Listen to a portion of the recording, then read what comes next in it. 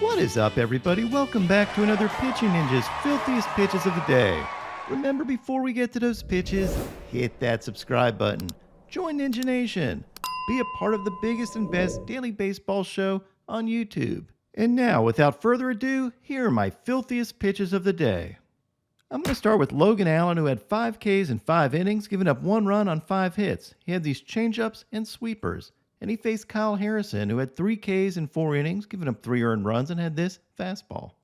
Ty Block had 4 Ks in 5 innings, giving up 3 earned runs, and had these fastballs, including this painted fastball, as well as this changeup. And he faced Jamison Tyone, who had 5 Ks in 5 innings, giving up 3 earned runs, and got Ks on his fastball, curveball, and these sweepers. Taj Bradley had 7 Ks in 4 2/3 innings, giving up 4 runs. His fastball was in the upper 90s, had this wicked curveball, as well as his nasty changeup. He started out the game really efficient, but then got a little bogged down in the 5th inning. But I really love Taj's stuff. He faced Dallas Keuchel, who had 3 Ks in 4 innings, giving up 4 runs, and had these nasty changeups. Jordan Montgomery had a solid outing with 3 Ks in 7 scoreless innings, giving up 4 hits, and had this nasty sinker, as well as these filthy curveballs. He outdueled Yusei Kikuchi, who had 3 Ks in 5 innings, but gave up 6 runs, and had this curveball and slider. Drew Rom had a good outing yesterday with 7 strikeouts in 5 1/3 scoreless innings, giving up only 2 hits, and had these fastballs and sliders. He went up against Kyle Gibson, who had 4 Ks in 6 2/3 innings, giving up 1 run and 3 hits. Gibson picked up Ks on his filthy sweepers, as well as this two-seamer. Joey Lucchesi had 2 Ks in 7 innings, giving up no earned runs, and had this sinker. And he faced Zach Gallen, who had 4 Ks in 5 innings, but gave up 6 earned runs, raising Gallen's ERA this year to 3.5. Gallen had these filthy changeups, including getting a Jiffy Lube special, as well as these dirty knuckle curves. But again, definitely hurt himself in the Cy Young race.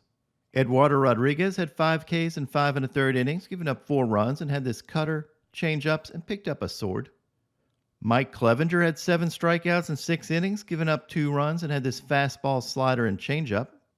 He was up against Steven Cruz, who was the opener, and had 4 Ks in 2 scoreless innings, and looked solid with his fastball and sliders. Braxton Garrett had one of his better outings recently with 7 strikeouts in 6 scoreless innings, giving up only 4 hits, picked up Ks on his cutter, as well as these sinkers. And his sinkers were a big weapon for him this game. He faced Trevor McGill, who had 1 K in 1 scoreless inning as the opener, and got a sword on this knuckle curve. And yes, that's Tyler's brother. Luis Castillo had a really solid outing with 8 Ks in 6 innings, giving up only 2 runs. He dominated mostly with his fastballs, his 4-seam and 2-seam fastball, and threw them over 70% of the time, picking up 10 of his 15 whiffs on his 4-seam fastball. Here's an overlay of his 4-seamer and sinker, and you can see how that sinker sets up his 4-seamer.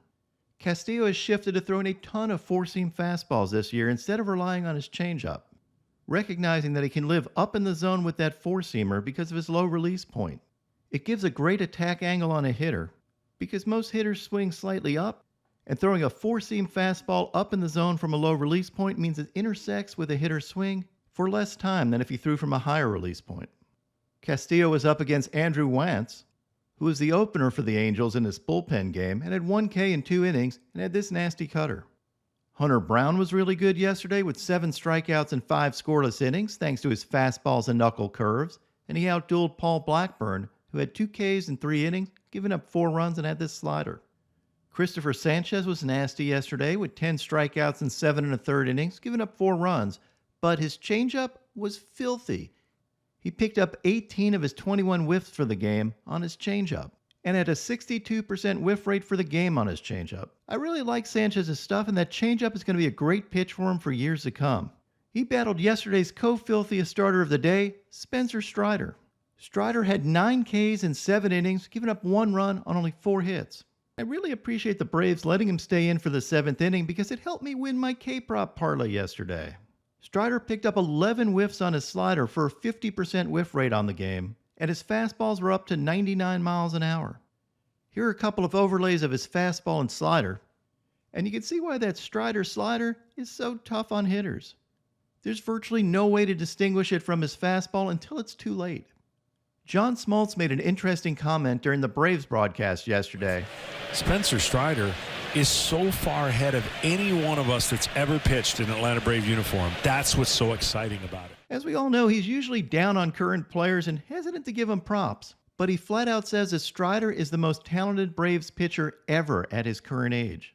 If you look at the stats of, say, Smoltz, Glavine, and Maddox, I think it backs him up, too.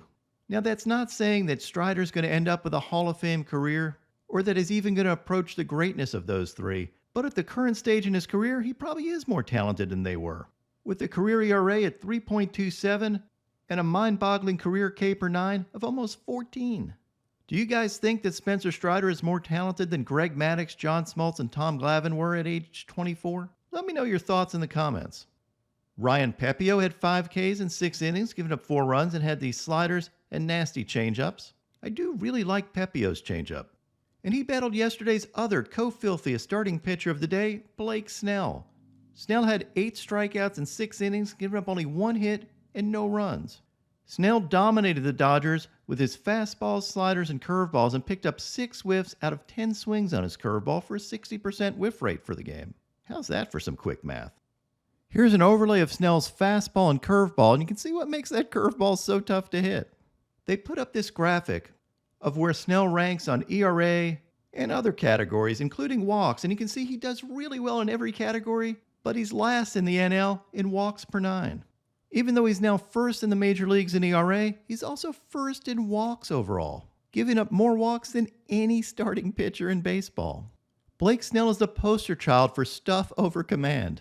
He's able to walk so many hitters because he has a 54.7% whiff rate on both his slider and curveball for the entire season, and a 48% whiff rate on his changeup. So he's able to keep throwing nasty stuff and doesn't really care if he walks hitters. I put this stat up on Twitter or X or whatever we call it, and a lot of comments were, well, don't try this at home, he's an outlier.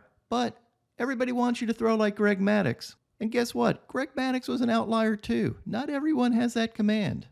And despite those walks, Blake Snell is the overwhelming favorite right now for the NL Cy Young.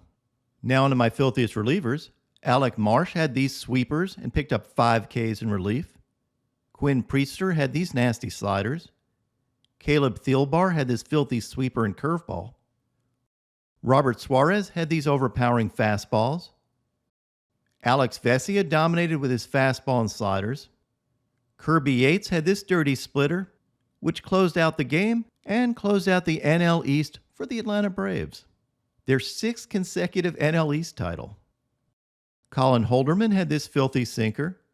Jordan Hicks had this ridiculous 99-mile-an-hour sinker that ran 19 inches arm side.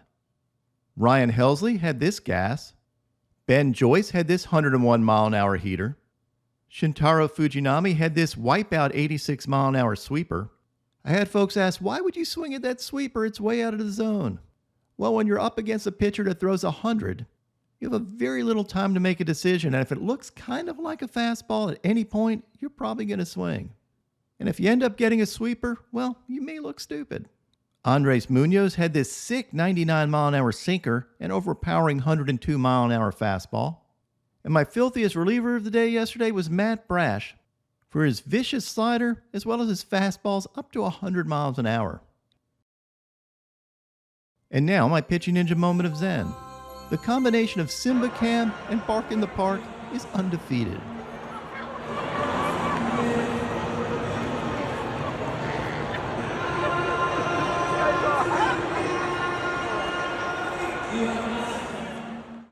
What is up, everybody? My picks of the day today are a 3-leg parlay. I'm going to start out with Aaron Savali for 5 Ks or more, then take Kevin Gosman for 7 Ks or more, and top it off with Kodai Senga for 7 Ks or more. What would your picks of the day be?